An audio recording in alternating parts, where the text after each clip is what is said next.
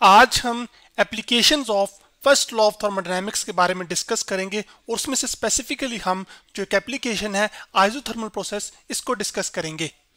इससे पहले first law of thermodynamics में हमने ये पढ़ा था कि फर्स्ट लॉ ऑफ थर्मोडायनेमिक्स आपको ये बताता है कि जो टोटल चेंज आता है इंटरनल एनर्जी के अंदर किसी सिस्टम के अंदर वो बराबर होता है कितनी हीट सिस्टम में ऐड या रिलीज हुई है, उसके साथ साथ कितना सिस्टम पर काम हुआ है या सिस्टम ने काम किया है। और उसकी मैथमेटिकल फॉर्म हमारे पास ये थी जिसमें डेल यू जो थी वो चेंज इन इंटरनल एनर्जी थी, जबकि डेल क्यू जो हीट सप्लाई हुई होगी, जबकि जो डेल डब्ल्यू है उसको हमने वर्क डन कहा था। और जबकि जो इंटरनल एनर्जी होती है वो तमाम फॉर्म ऑफ एनर्जीज का क्या होता है, वो सम होता है।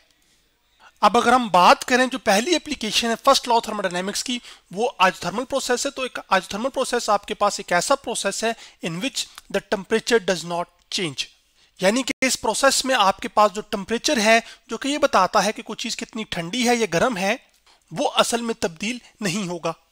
इसकी जो बेहतरीन मिसाल हमें मिलती है वो आपके पास मेल्टिंग ऑफ आइस है, जिसमें आइस यानी कि जो बर्फ है वो सॉलिड फॉर्म में होती है, जबकि ये जो वाटर है आपके पास ये एक्चुअली लिक्विड फॉर्म में होता है।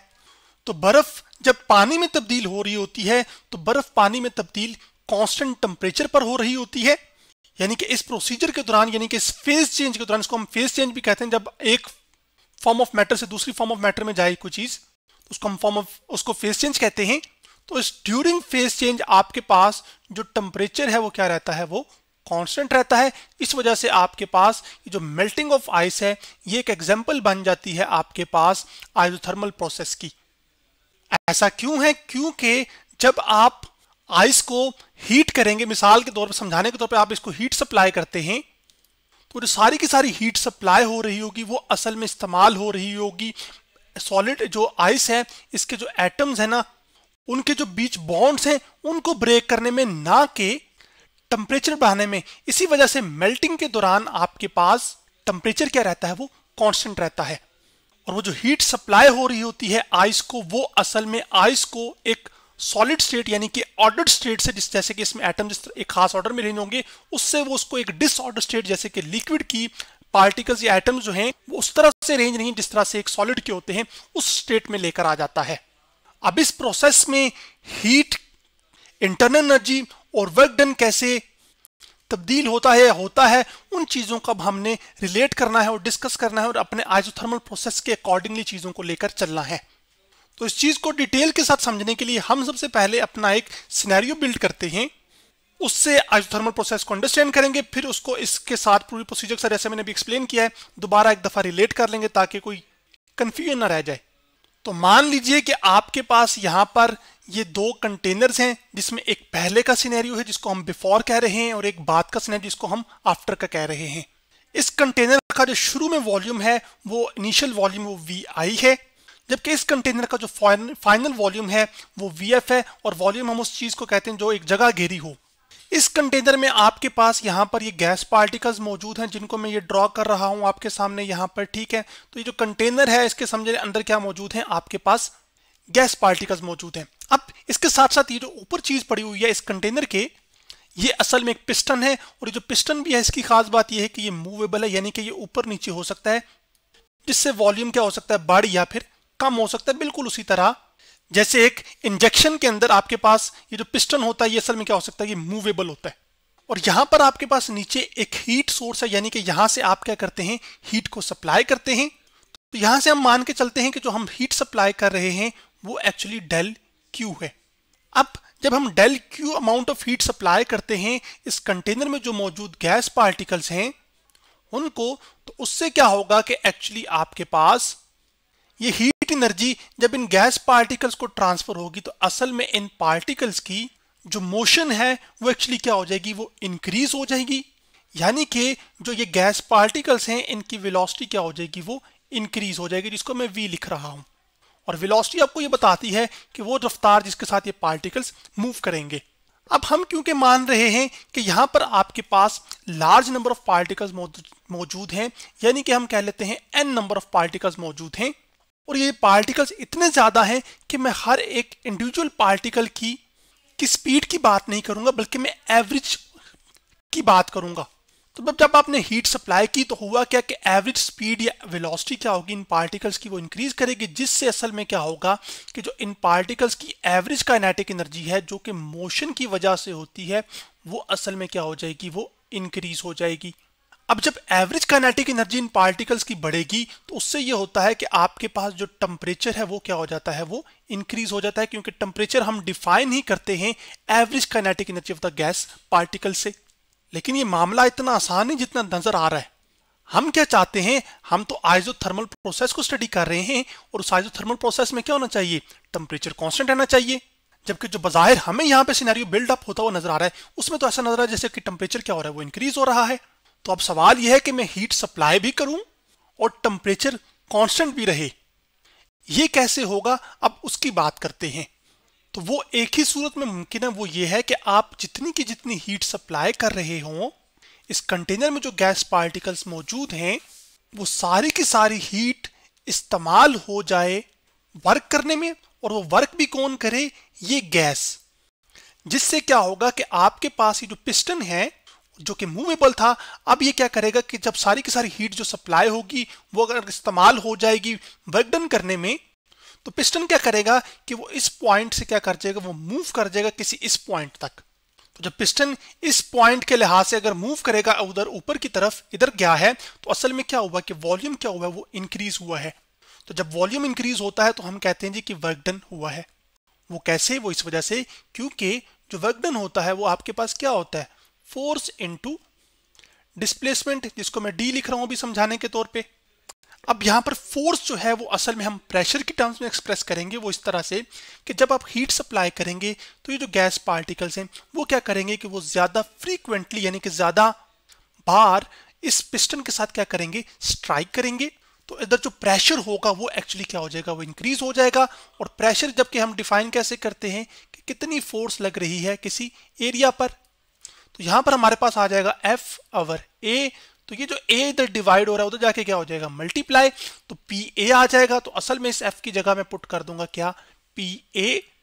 और चूंकि हमारे पास ये जो गैस पार्टिकल्स हैं वो जो फोर्स लगा रहे हैं वो अपवर्ड डायरेक्शन में लगा रहे हैं पिस्टन पर, और पिस्टन भी क्या कर रहा है, वो ऊपर की जानिब ही डिस्प्लेस हुआ है, यानी कि डिस्प्लेसमेंट भी अपवर्ड है, ठीक है। और वो जो डिस्प्लेसमेंट अपवर्ड डायरेक्शन में हुई है उसको हम कह रहे हैं कि वो डी हुई है।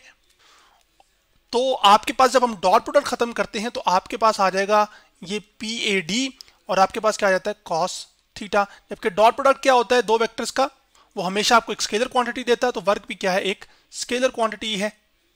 अब क्योंकि ये एक दूसरे के पैरेलल हैं, फोर्स भी और डिस्प्लेसमेंट भी जो हुई है, तो इस वजह से जो थीटा एंगल है ये असल में जीरो बनेगा। तो जो W है आपके पास वो आ जाएगा पी ए डी, और एरिया इंटू जो लेंथ होता है वो असल में वॉल्यूम होता है, तो यहां पर क्या आ जाएगा, P इंटू डेल वी मैं लिख लूंगा, क्योंकि वॉल्यूम असल में क्या हुआ है, वो इंक्रीज हुआ है। और वो जो डेल वी होता है वो आपके पास क्या है कि final volume minus initial volume, जबकि हमारे पास इस सिनेरियो में वो आपके पास बराबर है किसके, ए डी के, एरिया इस सर्कुलर पोर्शन का, जबकि जो डी है वो आपके पास ये वाला है।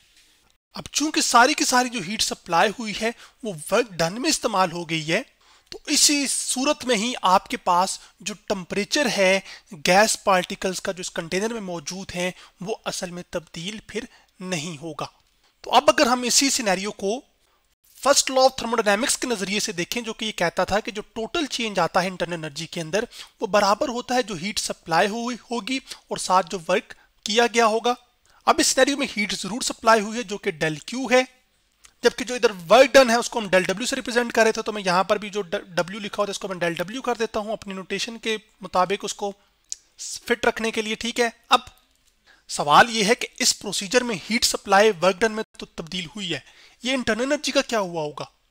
तो उसका जवाब यह है, क्योंकि मैंने अभी बताया था पहले कि ये एक ऐसा प्रोसेस हम ले रहे हैं जिसमें सारी की सारी हीट किसमें सब तब्दील हो रही है, वर्क डन में, जिसकी वजह से एक्चुअली आपके पास जो टेम्परेचर है वो असल में क्या होगा, वो गैस पार्टिकल्स का तब्दील नहीं होगा। जब टेम्परेचर तब्दील नहीं होता तो जो इंटरनल एनर्जी है वो भी असल में चेंज नहीं होती। तो जो चेंज आता है इंटरनल एनर्जी के अंदर वो असल में क्या होता है, वो जीरो होता है। जबकि जो इंटरनल एनर्जी है वो तमाम एनर्जीज का सम होता है। लेकिन अगर हमारे पास आइडियल गैस हो सिर्फ, जो कि सिंगल एटम्स पर मबनी हो और उसके जो पार्टिकल्स के बीच में किसी किस्म की कोई फोर्स ऑफ अट्रैक्शन नहीं होती, तो उस सिनेरियो में जो सारी की सारी इंटरनल एनर्जी है वो उसके टेम्परेचर से बताई जाती है, क्योंकि टेम्परेचर ही चेंज नहीं हो रहा। तो जिसको मैं यहाँ पे क्रॉस कर देता हूँ कि टेम्परेचर ही क्योंकि चेंज नहीं हो रहा इस प्रोसीजर में हमारे पास, तो फिर इंटरनल एनर्जी भी चेंज नहीं होगी। इस वजह से चेंज इंटरनल एनर्जी कितनी हो जाएगी, वो जीरो। तो आप देख रहे हैं इस पूरे प्रोसेस के अंदर हीट यानी कि एनर्जी ट्रांसफर इन्वॉल्व है, जैसे कि हीट वर्क में तब्दील हुई है, लेकिन इंटरनल एनर्जी का चेंज कितना है इस प्रोसीजर में, वो जीरो है। तो यहां पर ये जो प्लस हो रहा है डेल डब्ल्यू, ये उधर जाके क्या हो जाएगा, माइनस। तो जो डेल क्यू है आपके पास वो असल में क्या आ जाएगा, वो बराबर आ जाएगा हमारे पास माइनस डेल डब्ल्यू के। उसके साथ साथ हमने जो साइन कन्वेंशंस पढ़ी थी फर्स्ट लॉ ऑफ थर्मोडायनामिक्स की, उसमें हमने ये देखा था कि जब सिस्टम काम करता है अपनी सराउंडिंग पे, तो जो वर्क डन होता है वो हम क्या लेते हैं, नेगेटिव।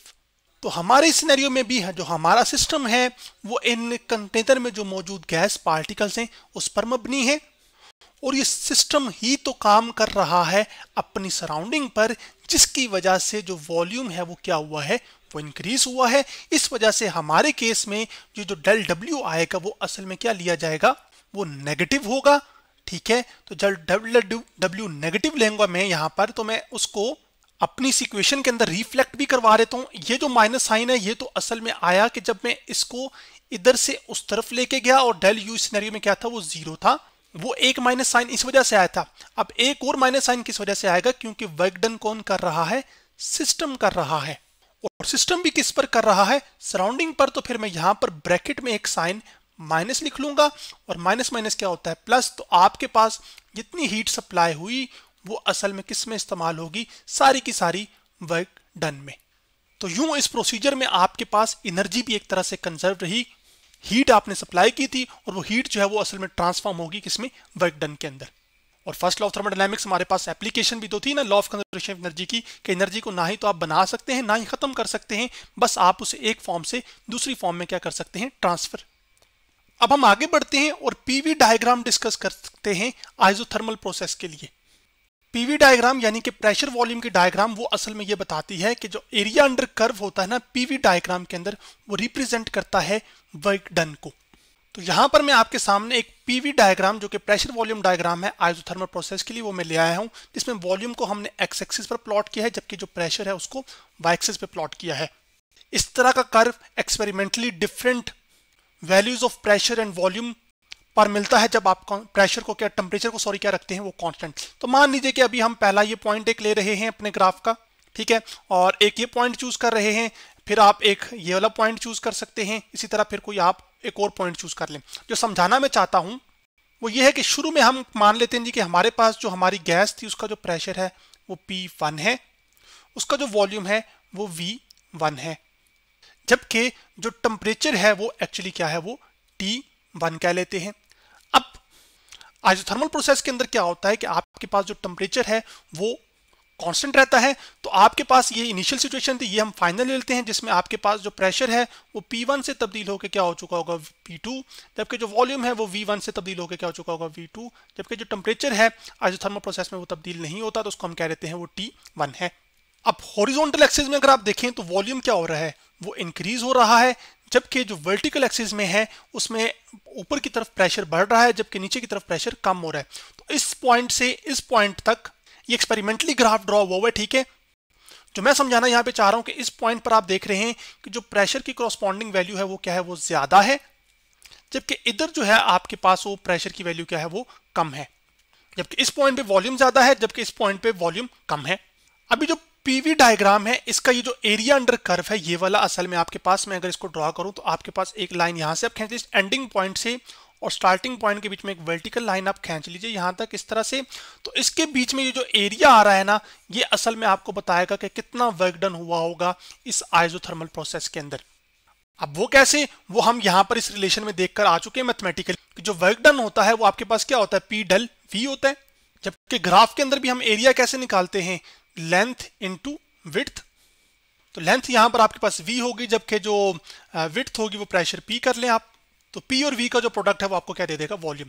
अभी जो ग्राफ प्लॉट हुआ है असल में इसको हम कहते हैं आइसोथर्म, क्योंकि कांस्टेंट टेम्परेचर के लिए है आपके पास, तो इस वजह से इस कर्व को हम क्या कहते हैं, आइसोथर्म। इसी तरह इस आइसोथर्मल प्रोसेस के अंदर आपके पास या तो गैस एक्सपैंड भी कर सकती है और कंप्रेस भी हो सकती है। एक्सपैंड करने का मतलब है कि वॉल्यूम बढ़ जाए, जबकि कंप्रेस करने का मतलब है कि वॉल्यूम कम हो जाए।